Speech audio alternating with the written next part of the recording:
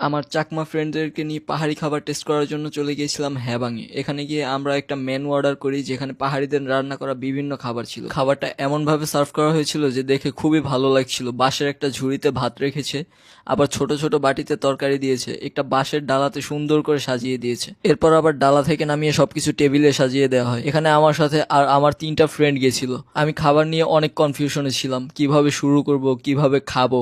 আমার পাহাড়ি 2টা ফ্রেন্ড আমাকে বুঝিয়ে দিয়েছিল। প্রথমে আমি যেটা ট্রাই করেছিলাম এটা হচ্ছে সিদ্ধ ঢেঁড়স এবং হিদল ভর্তা। হিদল হচ্ছে ওদের জাতীয় একটা খাবার বলা যায়।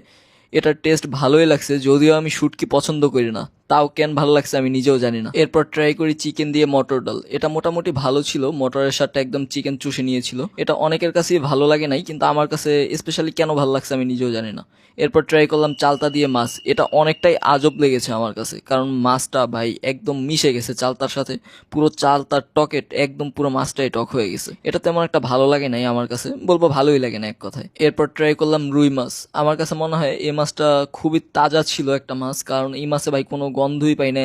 আমি মাছ খাই না একমাত্র গন্ধর কারণে। তো এই মাছটা খুবই ফ্রেশ ছিল, অনেকটা জুসি ছিল, কোনো গন্ধ নাই, কিছু নাই। মানে এই মাছটা আমার কাছে ভাই স্পেশালি অনেক ভালো লাগছে। মানে মনে হয় মাছ আমার এই মনে হয় ভালো লাগছে ভাই। সবশেষে ট্রাই করি কাঁকড়া। আমি কাঁকড়া কখনোই ঝোল ঝোল খাইনি, সবসময় ভুনা খাওয়া হয়েছে। প্রথমবার ঝোল ট্রাই করলাম, কিন্তু সত্য বলতে অনেক ভালো লেগেছে।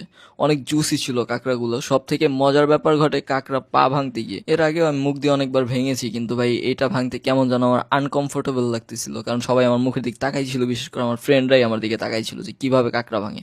আর পাশেরটা তো জীবনে ভাই কাঁকড়া খাই না। যাই হোক, শত কষ্টের পর ভেঙে ফেললাম কাঁকড়াটা। সত্য বলতে সব থেকে মজাই ছিল এই কাঁকড়াটাই। কাঁকড়াটাই আমি বেশি পরিমাণে খেয়েছি অন্য খাবারের থেকে।